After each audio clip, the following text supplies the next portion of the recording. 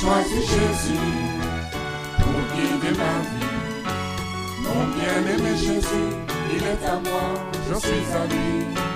J'ai choisi Jésus pour guider ma vie. Mon bien-aimé Jésus, il est à moi, je suis à lui. J'ai choisi Jésus pour guider ma vie. Mon bien-aimé Jésus, il est à moi, je suis à lui. J'ai choisi Jésus pour guider ma vie. Mon bien-aimé Jésus, il est à moi, je suis à lui. En marchant dans les chemins, dans les rues, observant tous les passants, chacun suivant sa propre voie, égoïstement, tristement. Mon cœur rempli de tristesse, je me pose tant de questions. Savent-ils qu'un jour ils connaîtront la mort, et qu'après la mort ils feront face au jugement? Moi j'ai choisi Jésus pour guider ma vie. Mon bien-aimé Jésus, il est à moi. Bonjour à tous. Nous rendons grâce à Dieu pour ce moment qu'il permet que nous puissions nous réunir dans sa maison, avoir un moment de culte. Et si Dieu permet ce moment, c'est parce que Dieu veut nous parler. Et si Dieu permet encore ce moment, c'est parce que Dieu veut qu'on puisse profiter de sa présence, chercher sa face. Et nous rendons grâce à Dieu pour ce moment, que chacun de nous puisse disposer son cœur à chercher la présence de Dieu. Prions. Seigneur Dieu de gloire, nous venons te remercier encore pour ce jour que tu permets de pouvoir, Seigneur, profiter, bénéficier de ta présence, Seigneur. Merci de nous conduire par ton Esprit Saint, Seigneur, afin que seule ta volonté puisse s'accomplir encore ce matin, aujourd'hui, Seigneur. Merci de nous accompagner, de nous inspirer les chants, les sujets de prière, Seigneur. Nous voulons, Seigneur, être bénis de toi. Nous venons te dire, Seigneur, que nous voulons entendre ta voix, Seigneur, car nous avons besoin d'être fortifiés. Nous avons besoin, Seigneur, d'être consolés, Seigneur. Nous avons besoin, Seigneur, d'être guéris, Seigneur. Nous voulons, Seigneur, expérimenter, Seigneur, ta parole encore. Combien est précieuse ta présence, Seigneur. Nous réalisons, Seigneur, que ta présence vaut mieux que 1000 ailleurs, Seigneur. Car lorsque nous nous retrouvons dans ta présence, Seigneur, c'est là où tous les soucis de la vie s'arrêtent, Seigneur. On oublie, Seigneur, les soucis de la vie, Seigneur. Et nous sommes conscients que lorsque nous entrons dans ta présence, c'est là aussi tu nous fais du bien. Et nous voulons recevoir, Seigneur, tes bienfaits encore, aujourd'hui.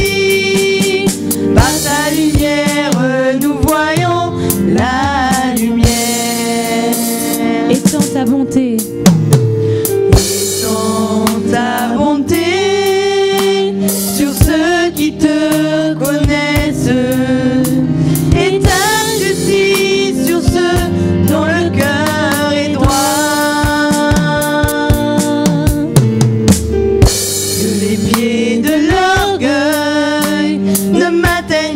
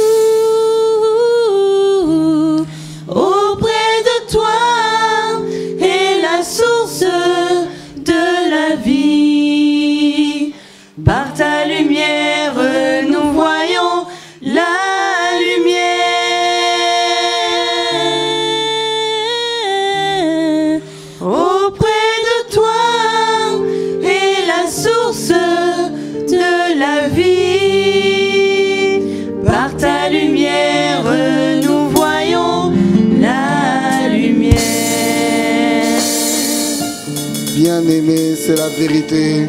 Si tu cherches la lumière, où se trouve la lumière? Eh bien, Jésus nous dit, je suis la lumière du monde. Tu veux être éclairé, tu veux savoir quel chemin prendre pour avoir la vie éternelle. Tu veux trouver le chemin qui te permet de recevoir ta consolation. Eh bien, Jésus te dit, je suis le chemin, la vérité et la vie. Jésus est la lumière du monde. Trouve ton espérance en Dieu et tu vivras. Nous allons prendre ce chant, tu es digne, parce que Jésus est digne tout simplement d'être loué. Adoré de tous nos cœurs, nous te chantons. À jamais tu es le roi des rois. Le roi des rois. Tu es le roi des rois. Prince de paix. Tu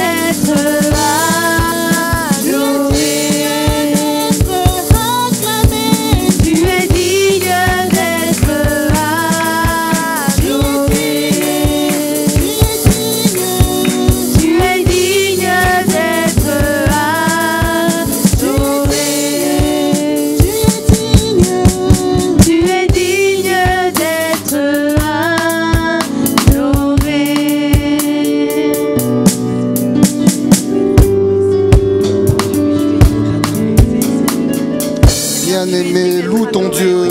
Parle à ton Dieu encore ce matin. Tu es digne, Seigneur. Ne sois pas spectateur, tout simplement. En méditant ce chant, eh bien, ça te donne des sujets de prière. Comment prier ton Dieu. Prenons le temps de louer notre Dieu, de parler à notre Dieu. C'est toi qui mérites la gloire, les honneurs, l'adoration.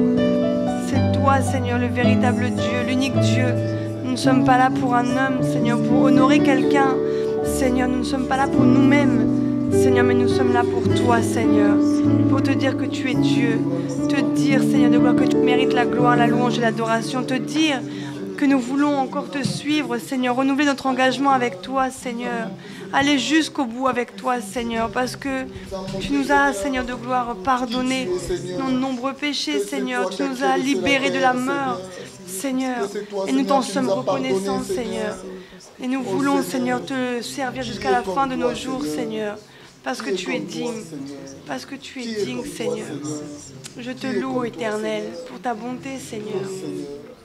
Pour ta fidélité, Seigneur, pour ton amour, Seigneur. Qui est l'homme, Seigneur de gloire, pour que tu poses tes regards sur lui. Tu es Dieu. Merci.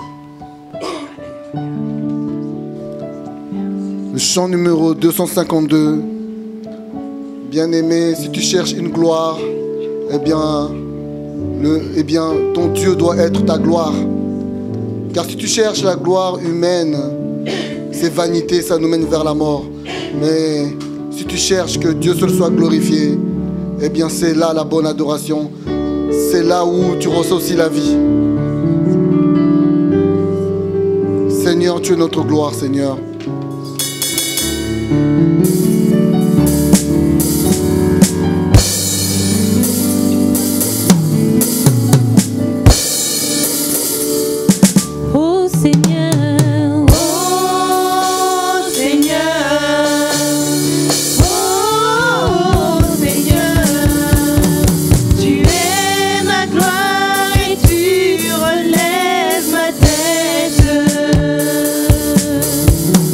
Tu es ma gloire.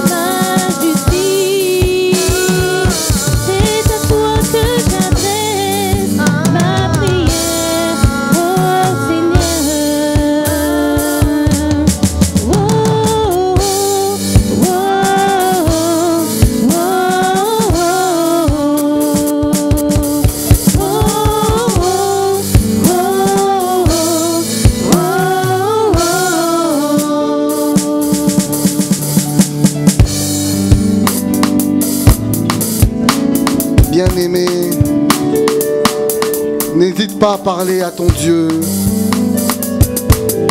Jésus est là pour t'écouter. Notre Seigneur est là pour t'écouter. Ton Dieu est là pour t'écouter. Faut pas te renfermer sur toi-même et chercher à résoudre tes problèmes par tes propres forces. Crie à l'Éternel et il te répondra. Invoque-moi et je te répondrai, dit l'Éternel. Bien-aimé, tous tes soucis, dépose-le aux pieds de ton Seigneur, car il est la solution à tous nos problèmes. Il est la solution à tous tes problèmes. Si c'est un problème de péché, eh bien Jésus peut te délivrer. Si c'est un problème de couple, ça ne va pas dans ton couple, Jésus est la solution. Problème de maladie, Jésus est la solution. Tu peux te confier en ton Dieu pour tous les problèmes de la vie. Ce n'est pas comme les hommes. Quand on va voir un médecin, le médecin est limité. À un moment donné, il va te dire, je ne sais pas quoi faire. La médecine est limitée, mais le Dieu que nous servons, il n'est pas limité. Cherche ton Dieu, cherche la face de Dieu, et il se révélera à toi. Seigneur, tu es la solution. Nous reconnaissons que tu es la solution, Seigneur, à tous nos problèmes, Seigneur. Nous avons souvent lutté par notre propre force et nous avons vu les échecs. Nous voulons, Seigneur, te chanter ce chant. Ton nom est la solution. Parce que c'est vraiment la vérité, Seigneur. Tous ceux qui t'ont expérimenté peuvent dire que tu es vraiment la solution. Et nous voulons t'expérimenter encore aujourd'hui. Au nom de Jésus-Christ.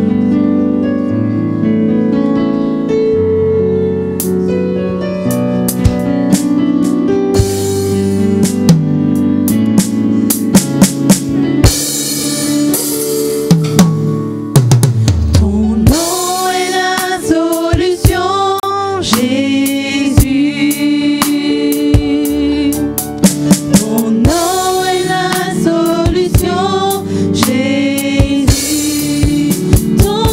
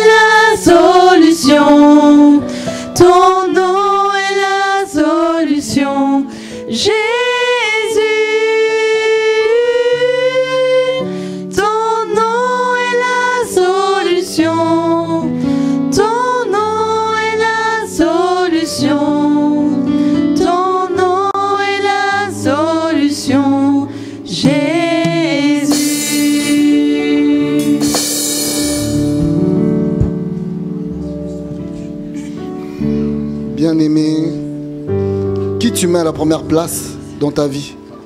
Est-ce ton mari? Est-ce ton enfant? Eh bien la Bible dit, maudit l'homme qui se confie en l'homme, car l'homme ne peut pas être le soutien de notre cœur, car l'homme ne peut nous consoler véritablement. L'homme ne peut pas être le soutien de notre cœur, mais Jésus est réellement le soutien de notre cœur, celui qui peut atteindre la profondeur de notre cœur et guérir notre âme, faire du bien à notre être bien-aimé. Il faut mettre Jésus à la première place. Nous allons prendre ce chant, numéro 8, Je n'ai que toi.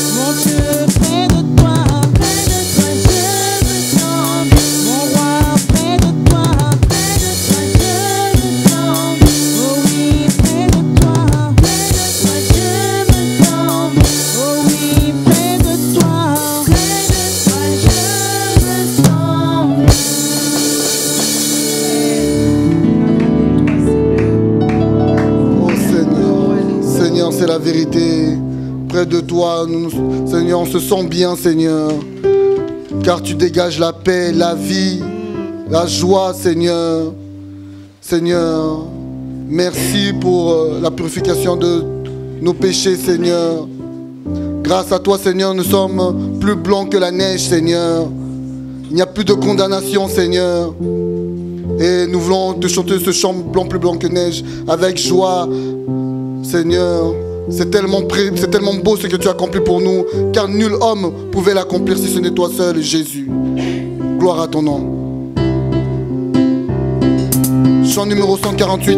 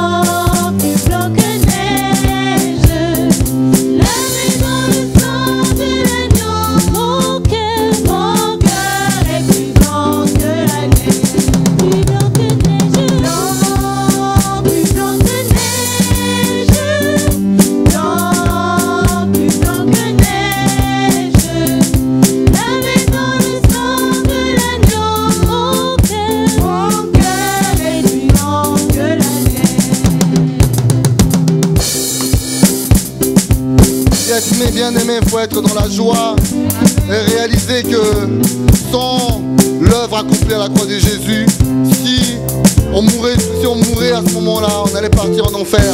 Il y a de quoi être dans la joie. Alléluia. On va prendre ce chant ensemble, louons le Seigneur, parce qu'il mérite d'être loué. Grâce à lui, on a accès au ciel, on a accès au paradis.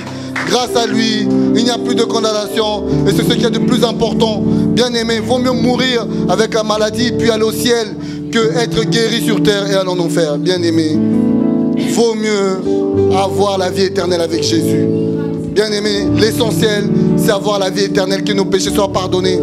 Concentre-toi d'abord sur ton salut et le reste viendra. On va louer notre Seigneur car il mérite. On va déposer des offrandes.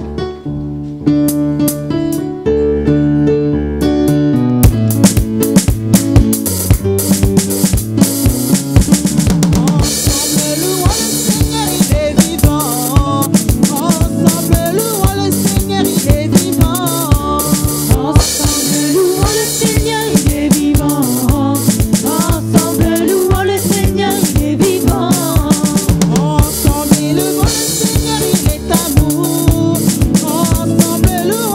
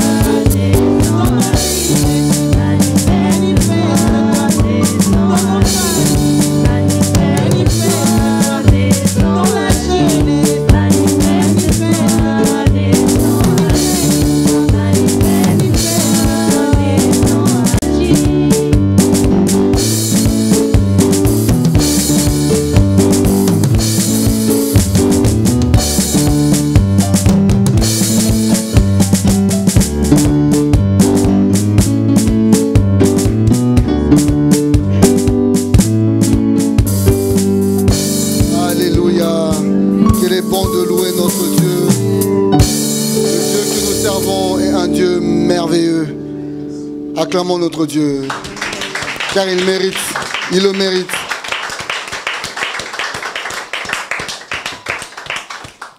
Nous allons remercier le Seigneur aussi pour les offrandes, que le Seigneur puisse nous aider à l'utiliser avec intelligence et sagesse pour faire avancer son œuvre. On va prier aussi pour bénir ceux qui ont donné et ceux qui n'ont pas pu, et que ceux qui n'ont pas de travail, qui cherchent à avoir un travail, que Dieu puisse leur accorder aussi un travail selon sa grâce. Prions. Seigneur Dieu de gloire, nous venons te remercier encore parce que tu as pourvu encore pour les offrandes, Seigneur, et nous venons prier afin que tu puisses nous aider à les utiliser, Seigneur. Seigneur, selon ta volonté, Seigneur, donne-nous l'intelligence, la sagesse de savoir l'utiliser comme toi tu le désires. Seigneur, nous venons prier afin que tu puisses bénir tous ceux qui ont donné et tous ceux qui n'ont pas pu, Seigneur. Et nous venons prier aussi pour tous ceux qui cherchent du boulot, le travail, qui n'en trouvent pas. Seigneur, que tu puisses pourvoir encore et que tu puisses leur donner, Seigneur, un travail qui leur permet, Seigneur, non seulement de travail parce qu'il faut pourvoir aux besoins de la famille, mais que ça puisse servir aussi pour faire avancer ton œuvre, Seigneur, et leur permettre aussi, Seigneur, d'avoir du temps pour pouvoir te servir aussi, Seigneur. Que la gloire et l'honneur reviennent qu'à toi seul, au nom de Jésus-Christ. Amen. Amen. Nous allons prier aussi pour mettre ce moment d'exhortation où Dieu va vouloir s'exprimer à travers son serviteur, que le Seigneur puisse disposer nos cœurs et que nous puissions être attentifs et que nous puissions être bénis encore de ce message qui va nous faire avancer encore dans notre marche chrétienne. Seigneur Dieu de gloire, nous venons prier pour te remettre encore le prédicateur, la personne que tu as choisie pour apporter ta parole. Merci Seigneur de l'accompagner, de le remplir de ton autorité, Seigneur, qu'il puisse être ta bouche et que nous ne puissions pas considérer que c'est un homme qui s'exprime, mais c'est toi qui s'exprime en passant par l'homme, Seigneur. Aide-nous à comprendre, Seigneur, ta pensée, ce que tu veux nous transmettre aujourd'hui, et que ta parole puisse nous transformer. Que la gloire et l'honneur reviennent qu'à toi seul. Au nom de Jésus-Christ. Amen.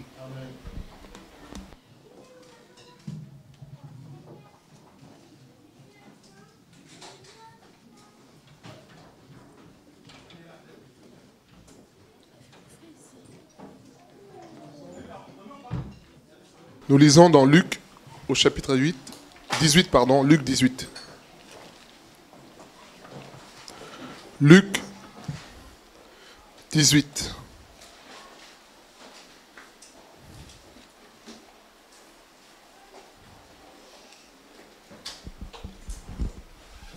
Luc, au chapitre 18, à partir du verset 9. C'est l'histoire du pharisien et du publicain. Il dit encore cette parole, c'est Jésus qui parle. Il dit encore cette parabole en vue de certaines personnes se persuadant qu'elles étaient justes et ne faisant aucun cas des autres. 2 hommes montèrent au temple pour prier. L'un était pharisien et l'autre était publicain. Le pharisien debout priait ainsi en lui-même. « Ô Dieu, je te rends grâce de ce que je ne suis pas comme le reste des hommes, qui sont ravisseurs, injustes, adultères, ou même comme ce publicain. Je jeûne 2 fois la semaine.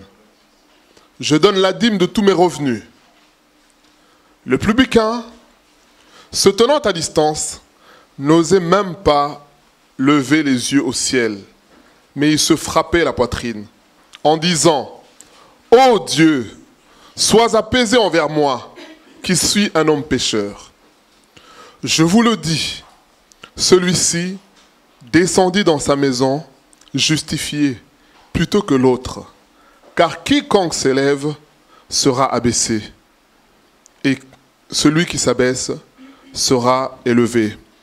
Voilà cette histoire, cette parabole que le Seigneur nous donne. Et l'objectif, c'est écrit au verset 9, il donne cette parabole en vue de certaines personnes qui se persuadent qu'elles sont justes. Mais ces personnes-là se persuadent d'être justes en fonction de quoi? En fonction de la Bible, de la parole de Dieu, ou en fonction des autres. Cet homme, ce pharisien, se présente devant Dieu et il prie. Il dit, Seigneur, je te rends grâce de ce que je ne suis pas comme les autres. Moi, je donne la dîme. Moi, je suis régulier dans les réunions.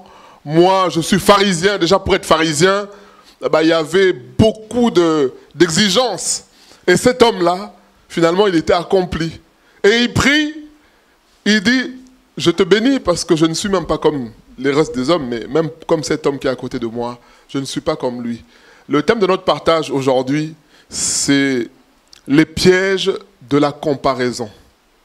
En tant qu'humains, il y a quelque chose en nous qui nous pousse à nous comparer aux autres. Il y a une célèbre phrase d'un politicien qui m'a marqué jusqu'aujourd'hui. C'est un débatteur politique, un ancien président de la République. Et il discutait avec, c'était en 2007 je crois, avec son rival. Sa rivale à l'époque c'était une femme. Et il dit, oh, vous savez, lorsque je me regarde, je m'inquiète. Mais lorsque je me compare à vous, ça me rassure. Alors c'était une formule choc. Et ça m'a marqué. Il dit, lorsque je me regarde, je m'inquiète. Parce que je me dis, bon, il y a ça à changer, il y a ça. Mais quand je me compare, je me dis, finalement, c'est un moins normal. C'est mieux que rien quand je me compare aux autres. Et c'est ça le problème de l'homme. C'est qu'il a tendance à se comparer aux autres. Et l'objectif justement de cette exhortation, c'est nous dire, c'est Dieu qui nous jugera. Ce ne sont pas les autres.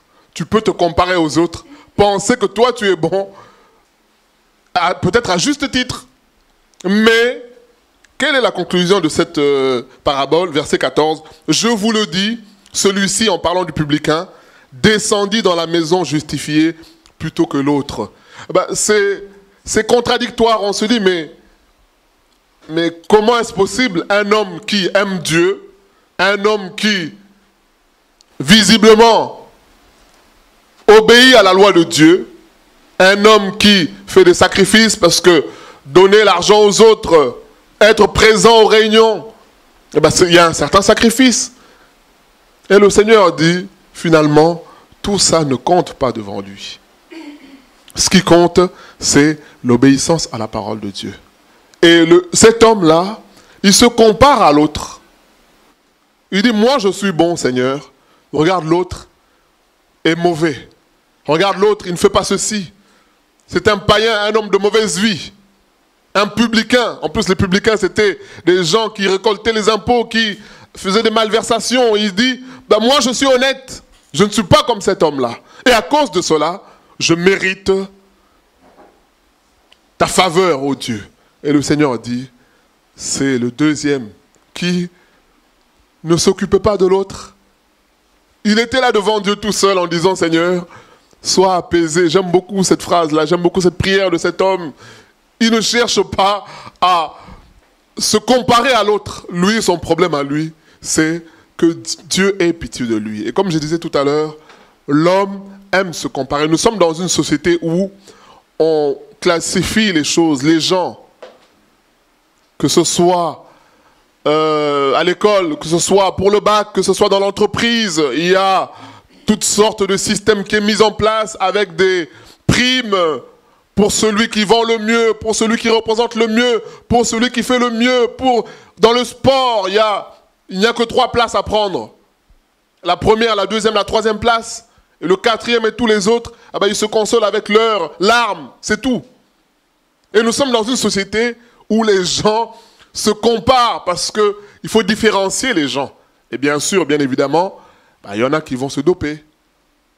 Parce qu'il faut être le premier. Il y en a qui vont corrompre. On a vu le Tour de France avec Lance Armstrong, 7 Tours de France, mais tout le monde savait qu'il était dopé. Tout le monde le savait, mais personne ne parlait. Parce que ça fait vivre le Tour de France. Parce qu'il remporte de l'argent. Parce que ça fait aussi de la pub. Parce que c'est suivi aussi aux États-Unis. Vous vous rendez compte, aux États-Unis, avec les millions de téléspectateurs qu'ils ont, rien que pour les États-Unis, déjà rien que pour la France, ils rentabilisent. Mais imaginez un pays comme les États-Unis, avec, je ne sais pas, 460 millions ou combien d'habitants, il suffit qu'il y en ait 10 ou 15 qui suivent le Tour de France. Le tour est joué. Et nous sommes dans une société où on va nous opposer les uns aux autres. On va nous mettre en opposition. Parce qu'il faut trouver qui est le meilleur, qui est le plus fort. Et quand tu n'es pas meilleur, qu'est-ce que tu fais? Tu vas tout faire pour atteindre le niveau de l'autre, pour dépasser l'autre, pour être plus fort que l'autre. C'est ça la société dans laquelle nous sommes. On se rappelle des disciples de Jésus qui marchaient avec Jésus tous les jours. Ils posent une question au maître, ils disent, maître, mais entre nous tous là, qui est le plus grand? Jésus est surpris, il dit, mais ah bon? Même vous aussi, vous vous posez ces questions. Bien-aimés, c'est une réalité. Qui est le plus grand? Jésus regarde ses disciples et dit, regardez, parmi vous là, le plus grand, celui qui va rentrer dans le royaume des cieux, il doit être comme un enfant. C'est ça. Les pièges de la comparaison. Cet homme-là, au lieu de regarder sa vie par rapport à la Bible, lui, son unité de mesure, c'est son voisin. Ce sont les autres qui sont à l'extérieur. Il dit, moi je suis bon, les autres sont mauvais. Mais la Bible nous dit que c'est le deuxième qui a été justifié. Nous lisons Psaume 73. C'est l'histoire d'Asaph qui a été troublé aussi, toujours par cette question, en se comparant aux autres, lui qui est juste. Il s'est dit, mais il y a un problème, Seigneur. Comment moi qui suis intègre, Psaume 73, à partir du verset 1er. Psaume d'Asaph. Oui, Dieu est bon pour Israël, pour ceux qui ont le cœur pur. Toutefois, mon pied allait fléchir, mes pas étaient sur le point de glisser. Car je portais envie aux insensés, en voyant le bonheur de méchants. Voilà, le verset 3 nous dit tout. Il dit, j'enviais les insensés. Je me compare à eux. Je me dis, oh là là, qu'est-ce qu'ils sont bien. Ils sont dans le bonheur. C'est contradictoire, le bonheur des méchants. Est-ce qu'un méchant peut être vraiment heureux? C'est une apparence. C'est juste une apparence. Rien ne leur tourmente jusqu'à leur mort. Et leur corps est chargé d'embonpoint. Ils n'ont aucune part aux souffrances humaines. Ils ne sont point frappés comme le reste des hommes. Aussi l'orgueil leur sert de collier, la violence est le vêtement qui les enveloppe. L'iniquité sort de leurs entrailles, les pensées de leur cœur se font jour. Ils raillent, ils parlent méchamment d'opprimés, mais finalement, ils semblent arriver à leur but. Ils profèrent des discours hautains. Ils élèvent leur bouche jusqu'aux cieux et leur langue se promène sur la terre. Voilà pourquoi son peuple se tourne de leur côté. Il dit maintenant, à cause de tout ce que je vois, tout ce que vivent les méchants, et malgré tout prospèrent, il dit, certains justes, se tournent de leur côté parce qu'ils se disent, attends, je suis intègre, je suis juste, je suis correct, mais finalement, rien ne marche pour moi. Alors ils se tournent du côté des méchants. Il avale l'eau abondamment. Et il dit, comment Dieu saurait-il? Comment le Très-Haut connaîtrait-il? Ainsi sont les méchants, toujours heureux. Ils accroissent leur richesse. C'est donc en vain que j'ai purifié mon cœur et j'ai lavé mes mains dans l'innocence. Chaque jour, je suis frappé. Tous les matins, mon châtiment est là. On peut s'arrêter là. Voilà ce que Asaph dit. Asaph, qui était un homme qui craignait Dieu véritablement, qui aimait Dieu, il dit, quand j'ai regardé la vie des méchants, quand finalement j'ai comparé ma vie à celle de ceux qui ne respectent pas Dieu, je me suis dit, il y a un problème. Pourquoi souffrir autant alors qu'on peut tous être dans le faux et avancer, et gagner, et réussir?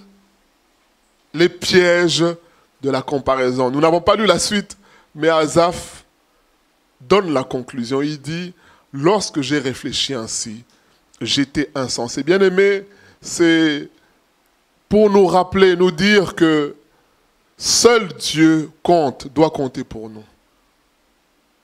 Tout ce qu'on peut voir autour de nous n'est qu'apparence. Et je prends ce verset-là, ce passage-là de Psaume 73, parce qu'il y a des chrétiens, il y a la comparaison entre chrétiens et chrétiens. Il y a la comparaison dans les choses spirituelles qui fait que certains vont avoir la convoitise. Qu'est-ce qu'on n'a pas vu dernièrement? Alf Lukao, ce pasteur sud-africain. Comme il est en concurrence avec ses homologues, bien sûr des faux, alors ils sont dans la surenchère. Il y en a un, Bouchiri, lui, il marche carrément dans le vide. Il marche dans le vide. Et on a montré une vidéo où on voit que c'est un montage. En fait, on le porte par ses acolytes. Et c'est sur YouTube. Et ce sont des gens, quand je vous dis, ils sont très très suivis. Donc ils marchent dans le vide. Et bien sûr, un homme très très riche avec 2 avions privés, personnels.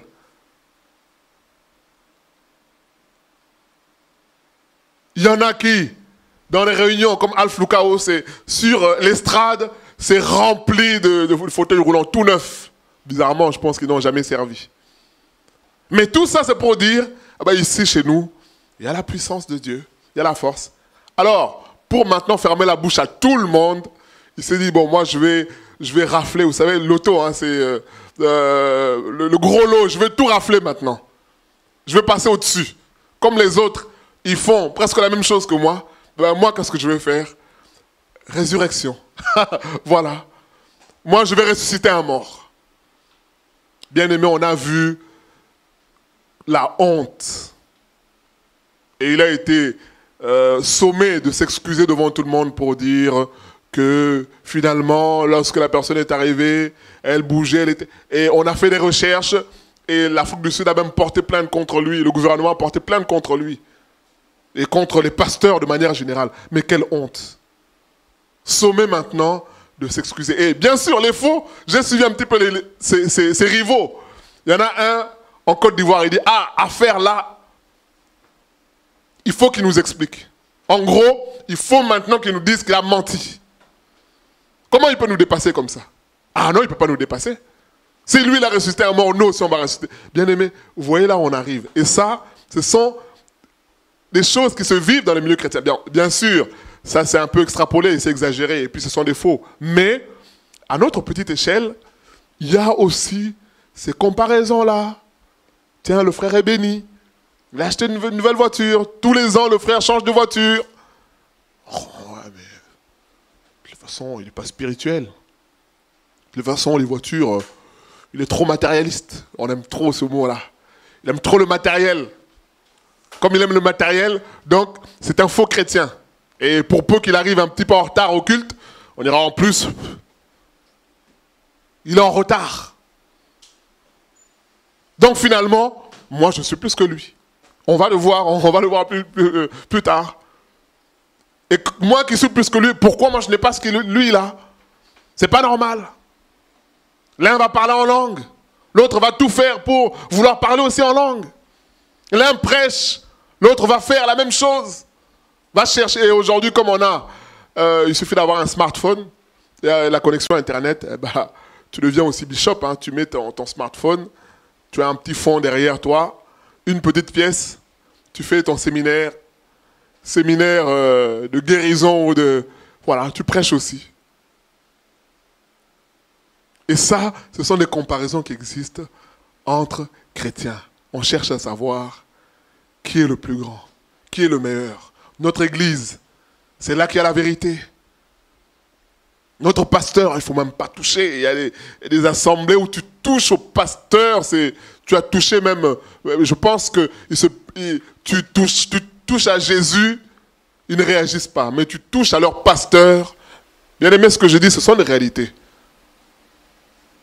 Il y a un bien-aimé qui a eu un débat avec une personne. Et lorsqu'il a dénoncé, il a dit clairement, parce que le frère qui appelle le bien-aimé pose la question. Mais notre frère ne savait pas qu'il y avait un frère d'une autre, un chrétien, entre guillemets, d'une autre assemblée. Alors, celui qui appelle dit, tiens, pasteur, dis-moi, qu'est-ce que tu penses de tel serviteur? Et pendant qu'il pose la question, il y a l'acolyte de l'autre qui est là. Mais bien sûr, le frère ne sait pas qui est l'acolyte de l'autre. Il dit, oui, dis-moi, qu'est-ce que tu penses de ce serviteur-là? Il dit, bah écoute, moi, les éléments que j'ai et ce que j'ai pu entendre de lui, ce que j'ai pu voir aussi, bah je pense qu'il est faux.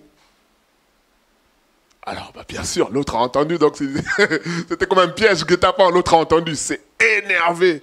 Il était en vacances chez le frère, avec sa femme et ses enfants. Ah ben, il est parti. Séjour écourté. Comment l'autre peut dire comment? Vous voyez à quel niveau on arrive? C'est cela. À quel niveau on arrive? Alors la question c'est, est-ce que c'est le Seigneur que nous voulons? Est-ce que c'est le Seigneur qui est notre unité de mesure? Ou est-ce que c'est un homme? Voilà, ça conduit à l'idolâtrie. Ça conduit à l'idolâtrie. Le Seigneur nous dit, ne cherchons pas à nous comparer aux autres. Comparons-nous, ou alors, mettons nos vies en règle vis-à-vis de la parole de Dieu. Maintenant, on arrive à l'histoire d'Asaph. Certes, il y a des choses qu'on ne comprend pas. Comment ça se fait que moi, qui suis juste, je souffre, je galère, et celui qui est malhonnête, eh ben, il semble s'en sortir. Mais parce que c'est Dieu qui le permet les choses ainsi. Et Asaph nous dit, lorsque j'ai réfléchi là-dessus, j'étais un insensé parce que finalement j'ai compris que Dieu fait monter ces hommes-là sur une pente. Ils montent, ils montent, ils montent très haut. Et bien sûr, plus tu montes haut, plus la chute sera conséquente. Quand tu montes à 1 mètre, tu tombes, bon. Tu montes à 2 mètres, tu tombes, tu n'auras pas la même douleur. Tu montes à 3 mètres, tu tombes, c'est peut-être la mort. Tu montes à 4 mètres. Alors, il dit, Dieu fait monter ces hommes-là très haut. Et quand ils tombent, la chute est grave. Alors, il y a des chrétiens qui vont se comparer même aux païens. Bien-aimé, je n'invente pas, c'est Asaph. Asaph était un homme qui craignait Dieu, qui aimait Dieu. Et il se compare aux païens, il se dit, mais c'est pas possible. Bien-aimé, tu te compares aux païens, bah, tu ne seras jamais satisfait parce que le païen, lui, il n'a pas de frontières. Encore un chrétien, il peut avoir plus ou moins de frontières. Mais un païen, il n'a aucune frontière. Alors toi, tu vas vouloir faire, c'est ce qu'explique aujourd'hui l'évangile de prospérité, où les gens vont chercher à s'enrichir à tout prix, dire finalement, Dieu est avec toi. Et comment on le sait? Parce que tu dois être béni. Je suivais un qui disait, mais le journaliste lui dit, mais pasteur, vous aimez les belles voitures, vous aimez... Il dit, mais qu'est-ce que vous croyez? Mais nous, on a cru en Dieu. On a cru en Jésus pour avoir toutes ces choses-là. Voilà. Nous, on n'a pas cru en Jésus pour avoir ces choses. On a cru en Jésus pour avoir la vie éternelle. On a cru en Jésus pour aller au ciel. On a cru en Jésus parce qu'on était perdus. C'est pour ça qu'on a cru en Jésus. Et cet homme dit, bien sûr. Il dit, c'est pas normal que les musiciens, ils parlent des musiciens du monde. Fali, Werason, c'est pas normal qu'eux, ils aient ces choses-là. Et nous n'avons pas. Il dit, c'est pas normal. Nous, on doit avoir les mêmes choses. Voilà là où on arrive. Comment toi, un chrétien, tu vas te comparer à des païens? Comment est-ce possible? Mais bien aimé, c'est une réalité. Il a acheté une belle voiture. Bah, comment tu as fait? On va se renseigner aussi, prendre un crédit. On ne sait peut-être pas que l'autre, il est héritier. L'autre est un rentier. Il ne sort rien de sa poche. Mais on se dit, bah, je vais prouver. Mais combien n'avons-nous pas connu? Moi, j'ai connu une personne, Porsche Cayenne. Ça a duré quoi? 1 mois. Parce que, comme je disais, mais tu sais, acheter, c'est facile. Hein? Tu vas à la banque, tu signes un papier. Hein? Même si tu as 0 apport, tu signes juste un papier. On te donne ton chèque. Ça, c'est pas le plus compliqué. Déjà, il y a les remboursements à prévoir. Mais ce qui est plus compliqué, c'est l'entretien. Le type se rend compte que l'entretien de la voiture, c'est 2 000 €. En plus, là, c'est l'entretien minimum. Un pneu, c'est 450 €. Le rétroviseur, c'est 1 500 €. Alors, je peux vous dire que les 1 mois là, il a profité. Et encore le carburant, il faut mettre le carburant. Parce que si tu mets le carburant pour rouler en ville, je pense que c'est 500 € la semaine. Eh bien, il a vite vendu la voiture. Tout ça pour dire, eh ben, moi aussi, je peux. Moi aussi, je suis quelqu'un. Moi aussi. Mais les joueurs qui roulent dans ces voitures-là, pour la plupart, ils ne les achètent même pas. Ils n'achètent même pas. Ce sont des cadeaux, c'est la pub. On dit, tiens, comme tu as une grande image, cadeau, on te donne ça. Et bien sûr, l'entretien, tout est pris en charge par Audi ou par Porsche ou par... Mais toi, tu vois ça, tu te dis, moi je vais faire... déjà, lui, son salaire, c'est 450 000 € par mois. Mais en plus, il a ça gratuitement. Et il en a 3 ou 4. Toi, tu veux faire la même chose. Qu'est-ce qui se passe? Tu vas t'essouffler. Tu vas t'essouffler. Ne cherchons pas, bien-aimés, à nous comparer. Quelquefois, dans nos familles, on va chercher à nous comparer les uns les autres pour dire, regarde l'autre, regarde ton frère. Regarde ce qu'il a. Et toi, qu'est-ce que tu as? Alors toi, tu te dis, oui, c'est pas normal. C'est vrai. Mais comment se fait-il que... Mais non. Le Seigneur dit dans Jérémie 29, il dit, je connais le projet que j'ai formé pour toi. C'est-à-dire que chaque humain a un projet que Dieu a déjà tracé. Malheureusement, nous cherchons à nous comparer. Lui, il a eu ça, moi aussi, je vais... Non, ça ne marche pas comme ça.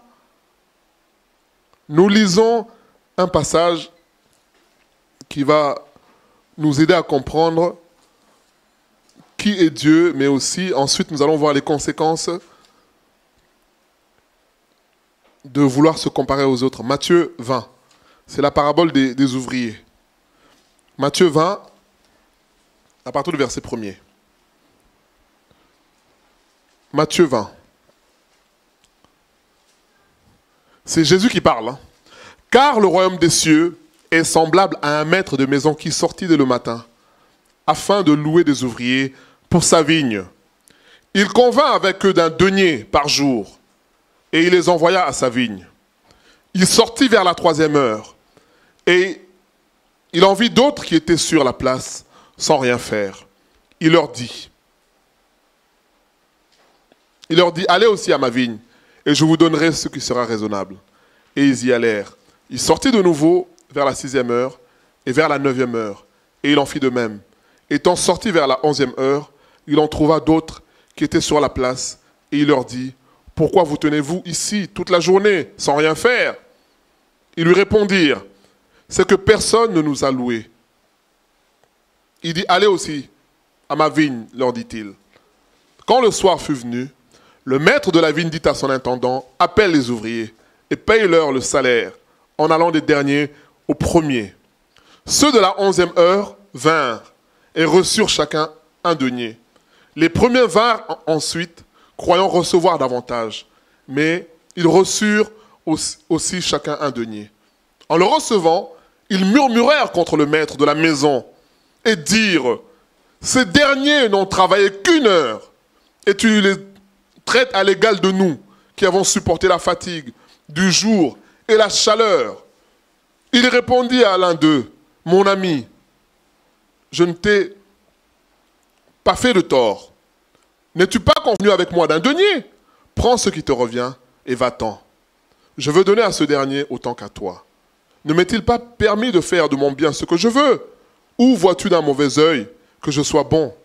Ainsi les derniers seront les premiers, et les premiers seront les derniers. Amen.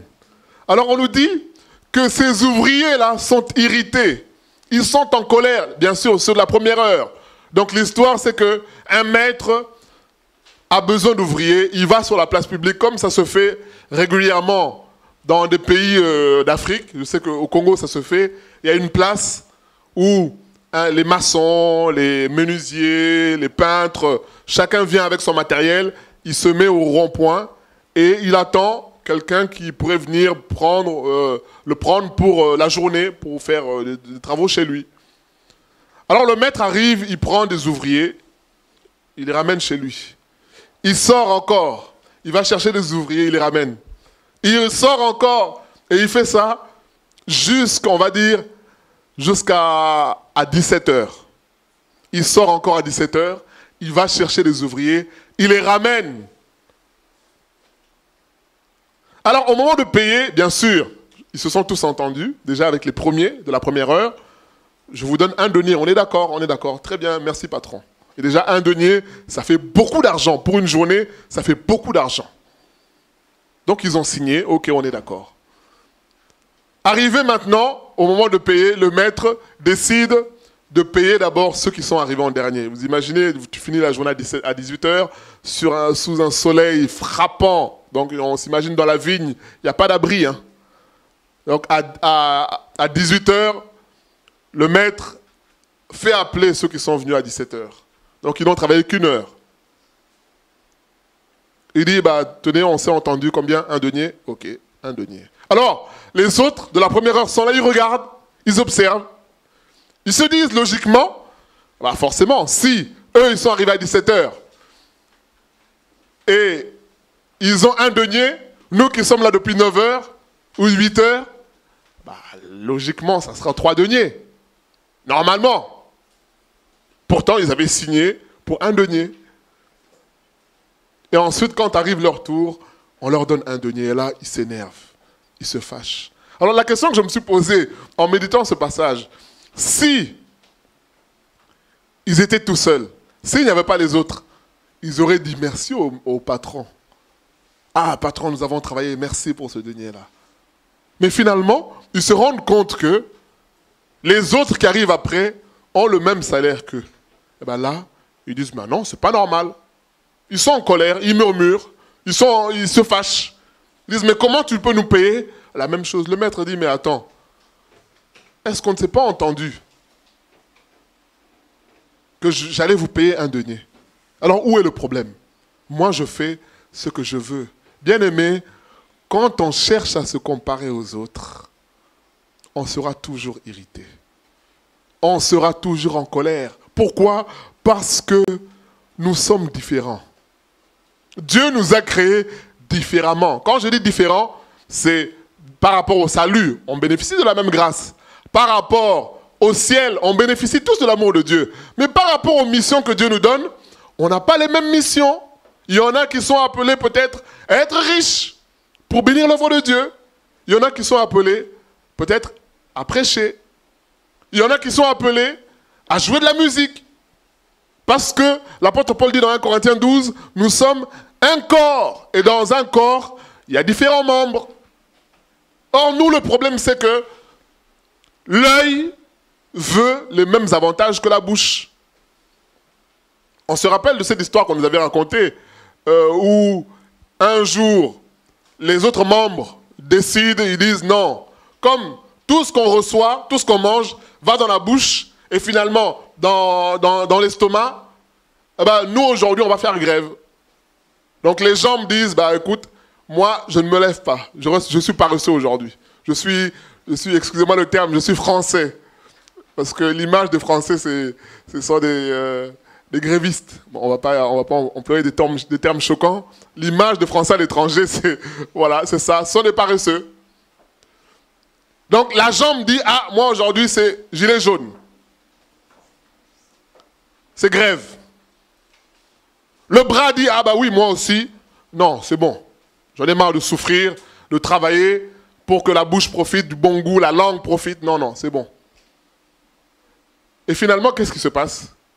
La personne ne mange pas. Et comme la personne ne mange pas, elle devient faible. Elle n'a plus de force. Et en fait, la morale de l'histoire, c'est pour vous dire, quand les pieds, les jambes marchent, quand la main bouge pour mettre la nourriture dans la bouche, c'est qu'en réalité, même si la bouche profite à ce moment-là, mais tout tombe dans l'estomac, tout tombe dans les intestins, et finalement, tout est redistribué dans le sang. Et c'est ça qui fait que, finalement, on est en bonne santé. Mais nous, on regarde, on se dit, ah, moi, j'aimerais être à la place de la bouche. Or, la bouche te dit, oui, moi, quand je travaille, eh ben, je travaille. C'est vrai, je profite un peu, mais après, je distribue. C'est ça qui se passe. Nous, on veut la place de l'autre. Et comme je disais, Dieu nous a créés tous différents, avec des rôles différents, avec des missions différentes, avec un appel aussi différent. Joseph n'a pas eu le même appel que Moïse. Moïse était dans un palais royal, élevé par la fille du pharaon. Dans la gloire, dans le luxe. Il a choisi de partir de là. Comme il est écrit dans Hébreu. Mais Joseph, lui, il a été vendu par ses frères. Il a été accusé injustement. Il s'est retrouvé encore en prison. On peut prendre beaucoup d'exemples. Néhémie, déporté chez le roi. Les amis de Daniel, Daniel lui-même, à Babylone. Donc chacun, Abraham a eu son parcours, Isaac, Jacob a eu son parcours. Mais nous, on veut l'uniformité, on veut tous être uniformes. C'est ça la société dans laquelle on est. On dit, on est tous pareils, on est tous égaux. Or, la nature nous montre qu'on n'est pas égaux, on est différents, on est complémentaires. On va dire, non, non, le droit de la femme, non, non, non, non la femme doit... Dans ce cas-là, qui est des compétitions hommes-femmes mélangées, qui est des courses de 100 mètres hommes-femmes ensemble.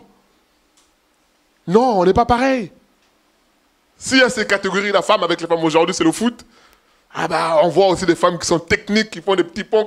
Oui, oui, mais ça reste quand même la Coupe du Monde des femmes. Les hommes ont leur Coupe du Monde aussi. Au tennis, tu as beau être la plus forte des femmes, tu ne vas pas rivaliser avec Djokovic. Parce qu'il n'y a pas les mêmes frappes. On voit les services, pour moi qui suis un peu de tennis. Ces gens-là, leur service, les Federer, le service à 230 km/h. Serena Williams, qui est l'une des femmes les plus fortes, c'est 180. Mais quand tu joues avec les femmes, on se dit, waouh, oui, mais oui, avec les femmes dans sa catégorie.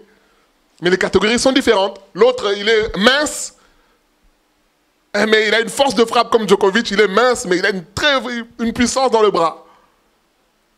Et nous, on veut qu'on soit tous pareils. Alors bien sûr, je ne suis pas... certains vont dire, oh, il est contre. Non, non, non, non. Je dis, on est complémentaires dans le travail qu'on peut faire, dans la façon de faire, mais on n'est pas pareil. Parce qu'il y a des études qui ont été faites, même par des scientifiques, qui montrent qu'à certains postes, une femme et un homme ne réagiront pas pareil, parce qu'il y a des histoires d'hormones, d'adrénaline, l'homme est plus enclin à prendre des risques. Mais voilà, ce ne sont pas des insultes, mais c'est comme ça que Dieu a fait les choses. C'est comme ça. Mais nous, on dit non, non, non, non. Nous, on veut 2 papas. On veut 2 mamans. On veut ceci, on veut... Voilà là où on arrive. Tous les abus. Et ces hommes sont irrités, ils sont en colère. Ils disent, mais c'est pas normal. Pourquoi? On a le même salaire que les autres. C'est pour nous dire, premièrement, que Dieu est bon. Dieu est bon. Donc, il traite ceux qui arrivent à la première heure et ceux qui arrivent à la dernière heure de la même manière. Alors, tu as beau t'irriter, tu as beau t'énerver, ça ne change pas la décision de Dieu. Ces hommes-là se sont fâchés. Le maître a dit quoi? Allez, va-t'en. Je t'ai donné ce que tu méritais. Pars. Dieu est bon. Donc, chercher à te comparer aux autres, c'est penser que Dieu est injuste. Et c'est là que nous arrivons maintenant dans les conséquences, les pièges de la comparaison. Le premier piège, c'est lequel? C'est que on va, comme Asaph le dit dans Psaume 73, verset 3, « J'ai envié les autres ». Quand tu te compares, tu vas envier. Et cette envie-là va te conduire à quoi? À jalouser. L'envie, c'est quoi? L'envie, c'est, j'ai cherché dans le dictionnaire, c'est un sentiment mitigé. Donc tu ne sais pas si tu dois être content ou... En fait, c'est admirer la place de l'autre. C'est ça l'envie. Et la jalousie, c'est quoi? C'est un sentiment, c'est écrit hostile, qu'éprouve une personne en voyant un autre jouir de quelque chose. C'est ça la jalousie. On voit quelqu'un jouir de quelque chose, eh ben, on est jaloux. Pourquoi? Parce que nous, on aurait voulu être à cette place-là. Et ça, c'est un grand piège, bien-aimé. C'est un grand piège. Ce texte de Matthieu 20 nous dit, Dieu est libre. Il fait comme il veut. Comme il veut. Mais Seigneur, moi je suis régulier à l'église. Quand il y a une veillée de prière, je suis là. L'autre, il dort. L'autre, il est chez lui. Parfois, il passe au culte à 19h45. 15 minutes tous les jours. Moi, je suis là depuis 17h. Normalement, c'est moi qui devrais mériter. Alors que l'autre, c'est l'autre qui bénéficie d'une promotion au travail. C'est l'autre qui bénéficie de ceci, de cela. Toujours le sourire. Toi, tu vois, ça te tue au fond de toi. C'est injuste. Et tu vas vouloir faire pareil, encore des problèmes. Bien-aimé, chercher à se comparer va te conduire à être jaloux. Tu vas devenir jaloux. Comme ça a été le cas pour ces ouvriers. Il dit, c'est pas normal. Pourquoi nous? Pourquoi lui a cela? Qu'est-ce qu'il a fait? On va commencer à chercher toutes sortes de systèmes pour voir. Bien aimé, c'est la jalousie. Si on a un mauvais sentiment comme ça, soyons honnêtes pour dire, Seigneur, pardon, délivre-moi, Seigneur. Délivre-moi. Là, le maître dit, je suis libre de faire ce que je veux. Ça montre aussi, Matthieu 20, que Dieu est souverain. Dieu est souverain. Dieu est le maître, il est le roi. Un souverain, c'est celui qui décide de comment il fait les choses. Il décide qu'aujourd'hui, c'est comme ça, c'est comme ça. Tu as beau faire tout ce que tu veux, mais puisque Dieu a décidé, eh ben, qui peut se battre contre Dieu? Qui? Personne. Personne. Une autre conséquence de vouloir se comparer aux autres, c'est qu'on se dit que Dieu est injuste. Dieu aime les autres. Ah, moi, mon histoire, depuis mon enfance. Pourquoi? Je me rappelle, on a eu un jeune, quand j'étais lorsque je travaillais à Évreux, et ils étaient dans la même chambre avec un autre jeune, et ils devaient être les deux orientés en famille d'accueil. Et il s'avère que pour l'un des deux jeunes, il s'avère que ses papiers n'étaient pas bons. Parce qu'ils avaient des soupçons qu'il était majeur. Finalement, la prise en charge de ce jeune-là s'arrête. Et l'autre, finalement, il est orienté en famille d'accueil. Et lorsque je discutais avec ce jeune-là, parce qu'il s'est retrouvé finalement au 115, bien aimé 115, c'est une vie. Hein. Un jeune se retrouver au 115.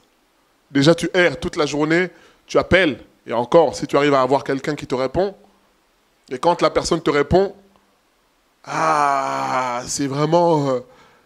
c'est des conditions précaires. Alors il me racontait, il me dit, mais j'arrive, le monsieur avec qui je suis dans la chambre, un monsieur qui prend de l'alcool, alors la nuit il vomit, vous savez c'est des petites chambres, 9 mètres carrés, il vomit en plein hiver, il dit, mais je suis obligé de dormir la fenêtre ouverte. Alors qu'il était promis à un avenir, il travaillait bien à l'école, tout était prévu, départ en famille d'accueil, tout était prévu. À la dernière minute, tout s'arrête. Il se retrouve au 115, comme je vous dis, à dormir avec des personnes qui vomissent. Et ça tous les jours, parfois qui surinent dessus. Alors il me raconte son parcours, il me dit, mais pourquoi moi dans ma vie, depuis que je suis au pays, j'ai souffert, j'ai grandi avec ma mère, et alors il me raconte tous ses malheurs. Parce que le malheur t'arrive, c'est une chose, tu accuses le coup. Mais maintenant quand le malheur t'arrive, alors que vous êtes deux, comme des frères, dans la même chambre, le même projet, la même famille d'accueil. Finalement, toi, ça ne marche pas. L'autre, qui, pour sa vie, a été plus ou moins correct. Il a eu de bonnes conditions au pays, il est arrivé. Finalement, on a l'impression que la chance, excusez-moi le terme, ne sourit qu'à l'autre. C'est ça qu'il avait dit. Il se dit, mais c'est pas normal. Pourquoi moi? Et c'est ça qui nous arrive. On se dit finalement, Dieu est injuste. Dieu est injuste. Pourquoi l'autre arrive à s'en sortir? Finalement, les choses se font facilement. Alors que moi, même pour arriver en France, la situation... Bien aimé, c'est ça. Quand on se compare aux autres, on a l'impression que Dieu aime les autres.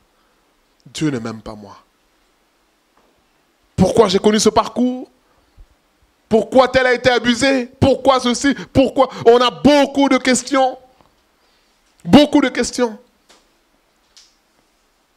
Mais le Seigneur nous dit qu'il n'est pas injuste. Il est bon, comme le dit Matthieu 20. Dieu a eu le même traitement. Une autre conséquence du fait de se comparer aux autres, c'est qu'on foule aux pieds la grâce de Dieu. Ce texte de Matthieu 20 nous dit quoi, encore une fois, que le maître a donné le même salaire. Donc finalement, que tu aies travaillé 17 heures, parce qu'ils ont travaillé dans des conditions difficiles, difficiles, sous la chaleur, que tu aies travaillé 1 heure, que tu aies travaillé, finalement, le résultat est le même. Alors bien sûr, pour celui qui arrive à 17 heures, il se dit, ah, moi je m'en sors très très bien. Mais pendant que toi tu travaillais, l'autre, il souffrait aussi. Parce que ces gens-là, ce sont des personnes, en tout cas comme en Afrique, les personnes que je connais, ce sont des gens qui n'ont pas de salaire comme nous, SMIC à la fin du mois, tu as tes économies. Non, ce sont des gens qui vivent le jour. C'est-à-dire que s'il travaille aujourd'hui, il nourrit sa famille. Demain, il va travailler, il va nourrir sa famille. Après-demain, donc à la fin de la journée, il a ce qui est nécessaire pour manger. Alors imaginons maintenant, mettons-nous à la place de ceux qui ont été pris en premier. Ah, il devait se dire, ah, quelle chance, moi j'ai pas traîné, on m'a pris tout de suite. Mais l'autre, pendant ce temps-là, il désespère, il se dit, mais comment je vais faire pour nourrir ma famille? 9h, 10h, 11h, midi, 13h, 14h. Mais comment? Et finalement, à la dernière minute, le maître vient te prendre. Et vous avez le même salaire. Bien-aimé, c'est ça la grâce de Dieu. Et quand on se compare aux autres, on va toujours vouloir mettre en avant nos mérites. C'est ça qu'on a lu avec le pharisien et le publicain. Le publicain dit, moi je suis digne d'être aimé par Dieu parce que je fais des choses pour Dieu. Et ça conduit à quoi? Ça conduit à l'orgueil. Ça conduit à l'orgueil. Moi je suis plus que l'autre. Moi je fais les choses plus que l'autre. Ah, toi tu pries jamais. Ah, toi tu fais jamais ça. Ah, toi tu fais jamais. Mais non, mais c'est pas parce que tu pries que Dieu te bénit. C'est pas pour ça. On prie parce que on entre en communion avec Dieu. La prière, c'est quoi? C'est parler à Dieu. Et la Bible nous dit, enseignement de base, que la prière est agréable à Dieu. C'est un ordre. Dieu nous dit de prier parce qu'il aime qu'on soit avec lui, qu'on échange avec lui, qu'on ait ce temps d'intimité avec lui. Et nous, on se dit, eh ben, je vais prier beaucoup, comme ça, je serai aussi beaucoup béni. Maintenant, il y a des gens qui sont bénis sans avoir prié. Ah, je ne pense pas qu'Emmanuel Macron a prié, a jeûné pour être président de la République. Ah, pas du tout. Pas du tout. Parce que Dieu a décidé les choses ainsi. C'est comme ça. C'est comme ça. Le fait de se comparer aux autres va nous sortir de la grâce de Dieu, bien-aimé. Ça va nous sortir de la grâce de Dieu. On va être dans la logique du mérite.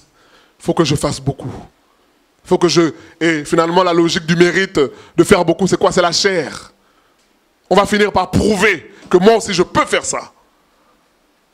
Moi aussi je peux faire ça.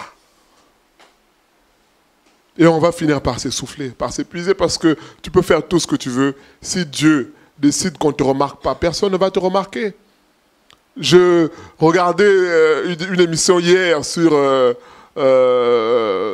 Élisabeth, la reine d'Angleterre. Et il y a un de ses majordomes qui raconte comment il a été embauché. Il dit qu'il avait un entretien avec la reine. l'après-midi.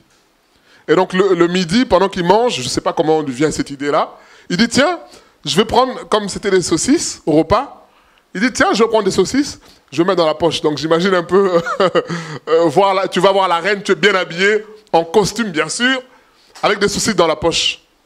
Alors comment il se dit, bah tiens, comme je veux voir la reine, et que je sais que la reine, parce qu'il a étudié la reine, ce qu'elle aime, ce qu'elle n'aime pas, comme la reine aime bien les chiens, ben on ne sait jamais.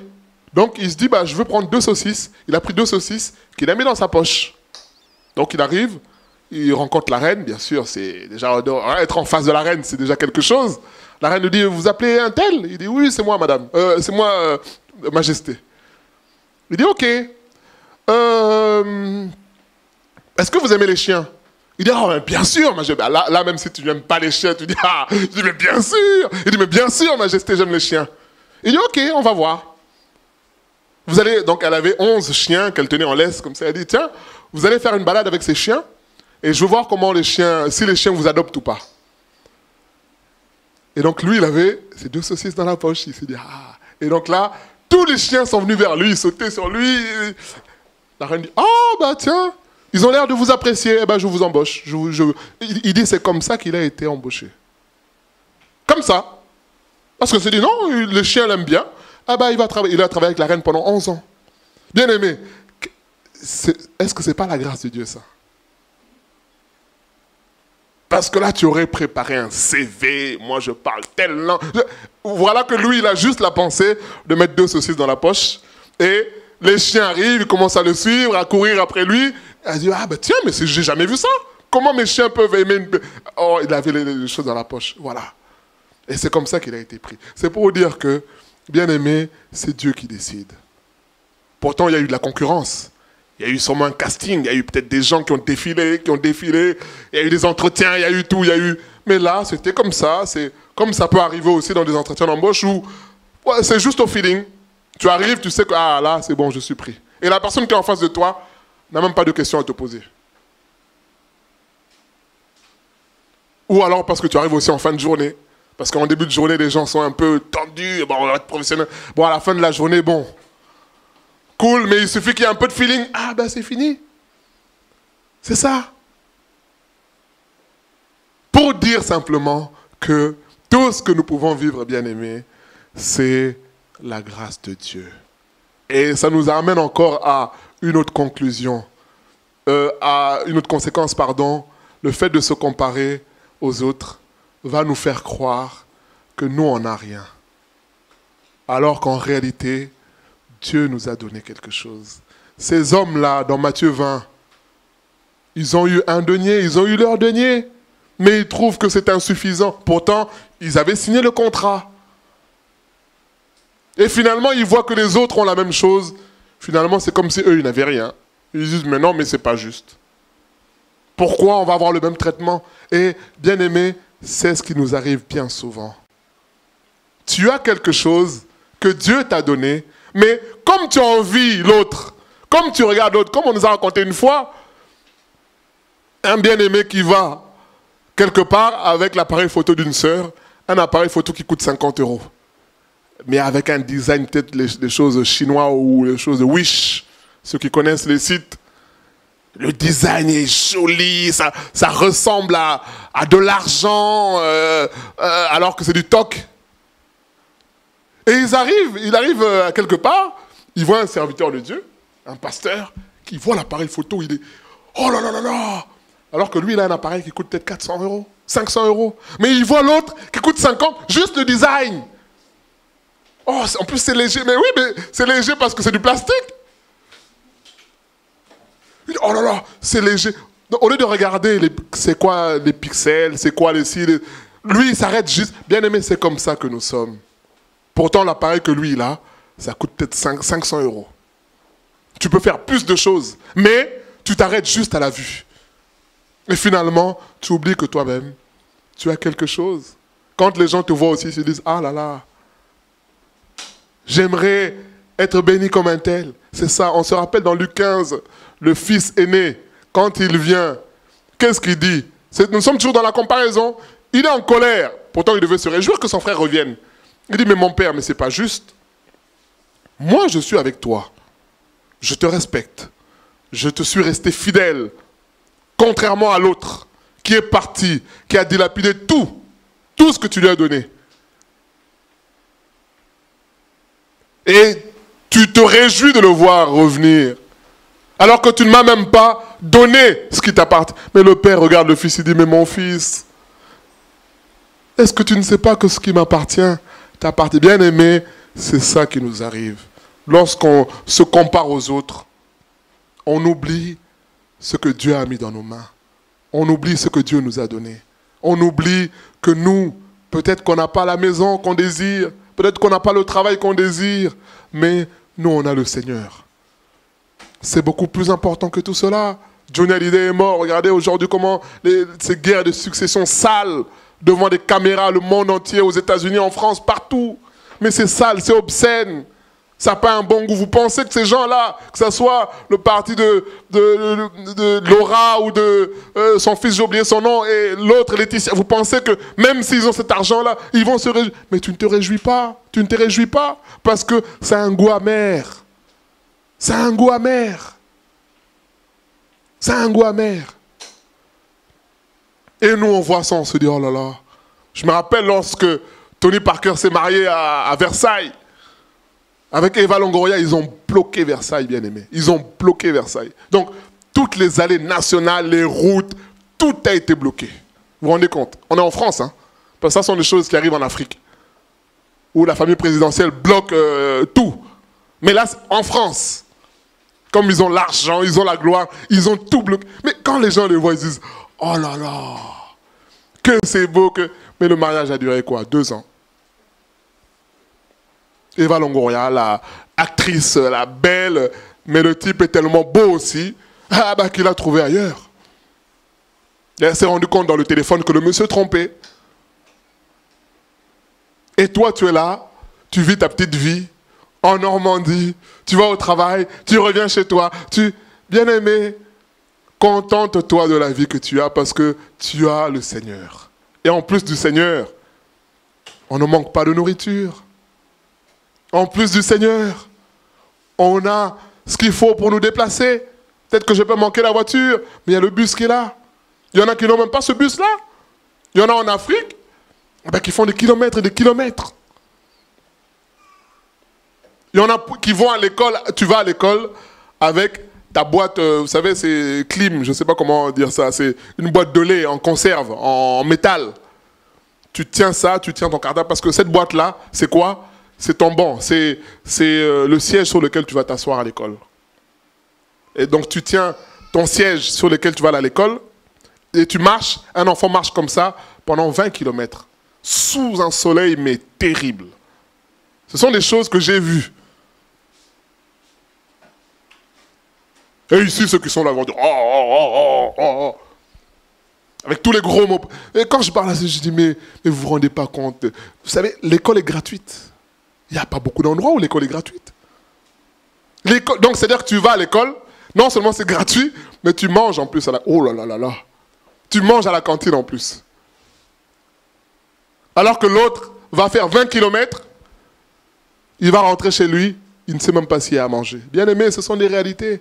Mais quand on est habitué, finalement, ça nous dit rien. On dit, mais non. Moi, j'aimerais être conduit, j'aimerais être en voiture. Comme je parle avec une personne qui me dit, mais j'habite chez un tel. Ses enfants, on les conduit en voiture, en BM. Et nous, on marche. Je dis, écoute, déjà, cette personne-là t'accueille. Sois reconnaissant envers le Seigneur déjà pour ça. Sois reconnaissant pour ça. Je ne parle même pas de quel toupet, comment dire, c'est quel mot que je cherche en français, quelle audace.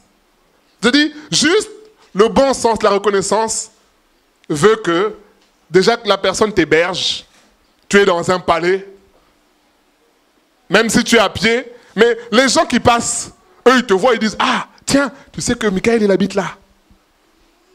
Déjà eux, rien que ça, habiter là, c'est suffisant. Mais toi qui habites là, tu dis « Oh non, mais moi c'est pas normal, moi je vais à pied alors que les autres on les dépose ». C'est comme ça, bien aimé, en se comparant aux autres, on foule aux pieds la grâce de Dieu. Et faisons attention, bien aimé. Ne foulons pas la grâce de Dieu. Ne foulons pas la grâce de Dieu. Ouvrons nos yeux. La prière à faire, c'est Seigneur, ouvre mes yeux pour que je voie ce que tu fais dans ma vie. Parce que le problème vient quand on commence à regarder aux autres. Qu'est-ce que l'autre a? Qu'est-ce que l'autre fait? Qu'est-ce que l'autre possède? Non. Commence par regarder. Seigneur, merci pour le souffle de vie. Rien que le souffle. C'est la grâce de Dieu. C'est la grâce de Dieu. Il y a des gens, pour respirer, ils ont besoin d'une machine. D'un grand appareil pour respirer. Et lorsqu'on voit ça,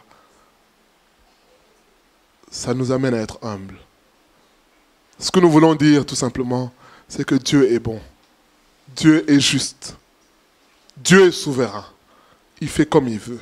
Alors, ne cherchons pas à nous comparer aux autres. Puisque l'autre a ceci, moi aussi je veux avoir cela.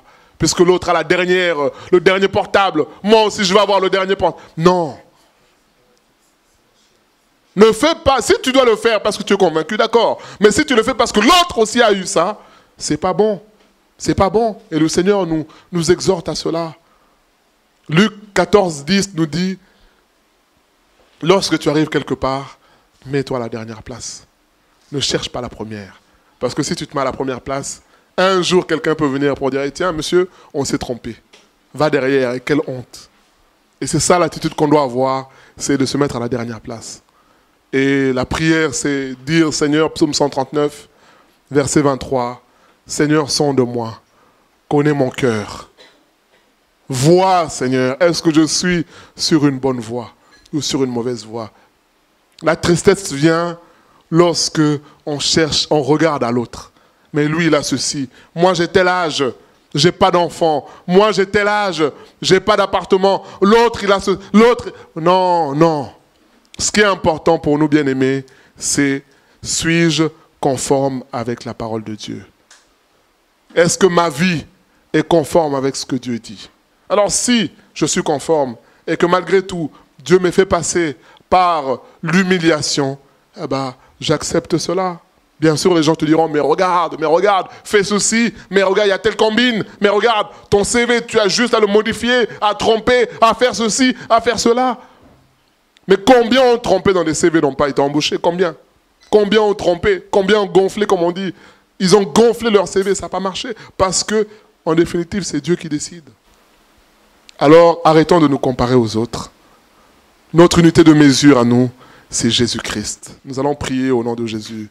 Seigneur, merci pour ta parole qui nous reprend ce matin, Seigneur. Et nous voyons, Seigneur, les pièges, Seigneur, du fait de vouloir se comparer aux autres. Seigneur, c'est notre chair qui est comme ça. Notre chair qui nous pousse à vouloir être comme les autres. Faire comme les autres. Bénéficier de la même chose que les autres, Seigneur. Seigneur, nous te demandons pardon, Seigneur, pour tous ces mauvais sentiments. Pardon parce que nous avons pensé quelquefois que tu étais injuste, Seigneur. Seigneur, pardonne-nous, Seigneur, si nous avons manifesté une forme de jalousie, quelle que soit la forme. De voir que l'autre semble avancer, Seigneur, et que nous semblons reculer, Seigneur. Nous te demandons pardon pour cela. Ouvre nos yeux afin que nous puissions voir combien tu es bon, Seigneur, et tu nous fais grâce. Ouvre nos yeux afin que nous puissions voir, Seigneur, tout ce que tu nous donnes déjà, Seigneur. Même si cela n'est pas à notre goût, Seigneur, mais nous voulons commencer par dire merci pour ce que tu nous donnes. Merci pour ta parole, Seigneur, qui nous délivre des pièges liés à la comparaison.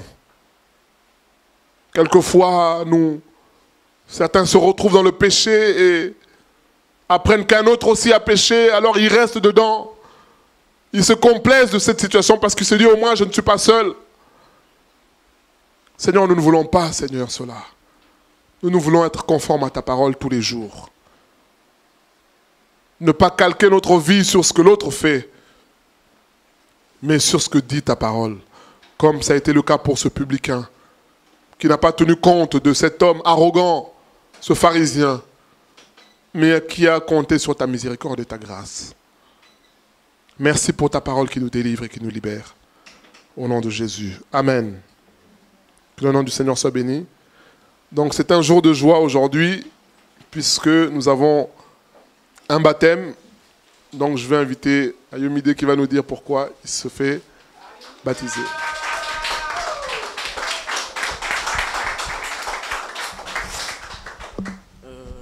Bonjour.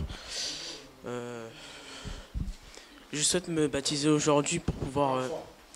Je souhaite me baptiser aujourd'hui pour pouvoir réserver ma place au paradis. Et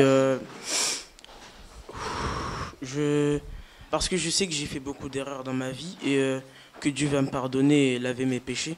Et Dieu merci pour aller au paradis. J'ai mon passeport qui est Jésus. Amen, amen. Jésus-Christ est Seigneur. Il est sorti du tombeau, il est Seigneur.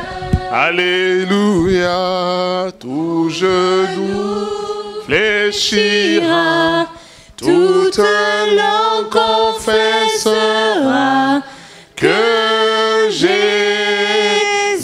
est Seigneur. Il est Seigneur. Jésus-Christ. Oh, alléluia. Est Seigneur. Il est Seigneur. Il est sorti du tombeau. Il est Seigneur. Tout genou fléchira. Toute langue confessera que Jésus est Seigneur. Oh, il est Seigneur. Jésus-Christ. Alléluia. Est Seigneur. Il est sorti du tombeau. Il est Seigneur. Tout genou fléchira, toute langue confessera que Jésus est Seigneur. Nous allons passer aux annonces pendant que Ayomide se prépare. Nous allons faire les annonces et ensuite...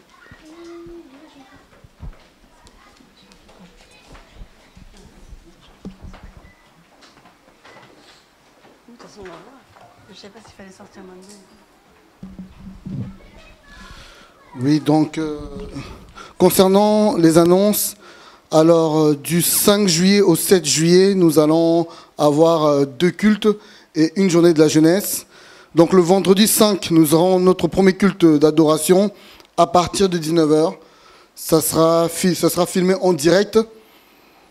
Le samedi 6 juillet, il y aura la journée de la jeunesse à partir de 14h, ça sera filmé.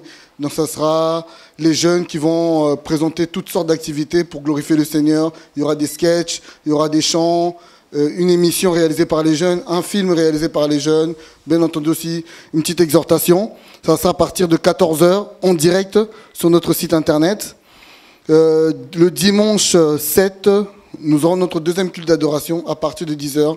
Comme aujourd'hui, ça sera filmé. Et le lieu où vont se dérouler les 2 cultes et la journée de la jeunesse, ça sera à Desvilles-les-Rouen. Donc l'adresse, c'est indiqué au niveau de la régie. Donc salle du Cailly, 5 rue Jules Ferry, 76 250 Desvilles-les-Rouen. Salle du Cailly, 5 rue Jules Ferry, 76 250 Desvilles-les-Rouen. Ça sera dans ce lieu. Et concernant nos cultes et l'étude biblique, donc c'est en direct au niveau de notre site internet ccnbethlehem.com, rubrique live. Actuellement notre chaîne YouTube est suspendue.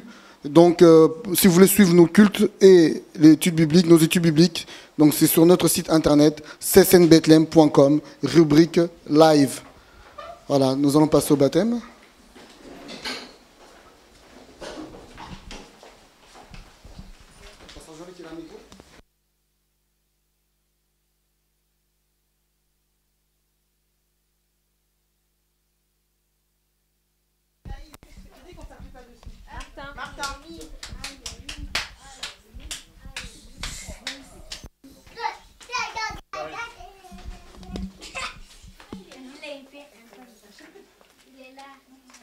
Bon, il n'y a pas de canicule aujourd'hui. Tu vas entrer, tu vas t'asseoir. Je vais prier pour toi. Tu vas mettre ta tête, tu vas plonger totalement dans l'eau.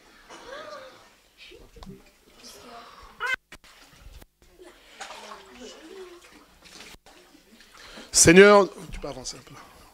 Seigneur, nous bénissons ton nom pour ce grand jour, Seigneur. Comme il a dit lui-même, le frère Ayomide, Seigneur. Aujourd'hui, Seigneur, il a le passeport pour aller au ciel. Et nous venons bénir ton nom et te glorifier. Nous prions pour Ayomide, Seigneur, qu'il puisse vivre, Seigneur, une nouvelle vie en toi, dans le nom de Jésus-Christ. Nous le baptisons.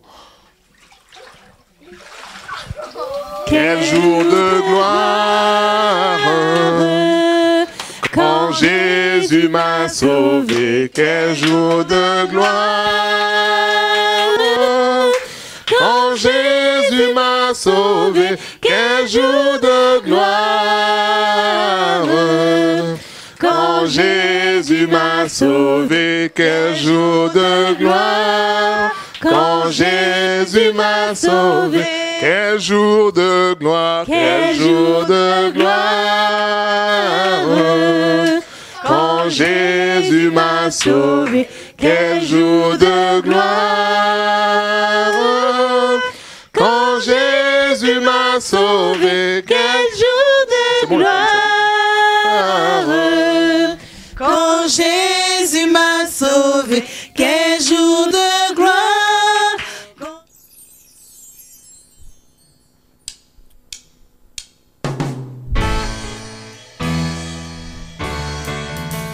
J'ai choisi Jésus pour guider ma vie. Mon bien-aimé Jésus, il est à moi, je suis à lui. J'ai choisi Jésus pour guider ma vie. Mon bien-aimé Jésus, il est à moi, je suis à lui. J'ai choisi Jésus pour guider ma vie. Mon bien-aimé Jésus, il est à moi, je suis à lui. J'ai choisi Jésus pour guider ma vie. Mon bien-aimé Jésus, il est à moi, je suis à lui. En marchant dans les chemins, dans les rues, observant tous les passants, chacun suit.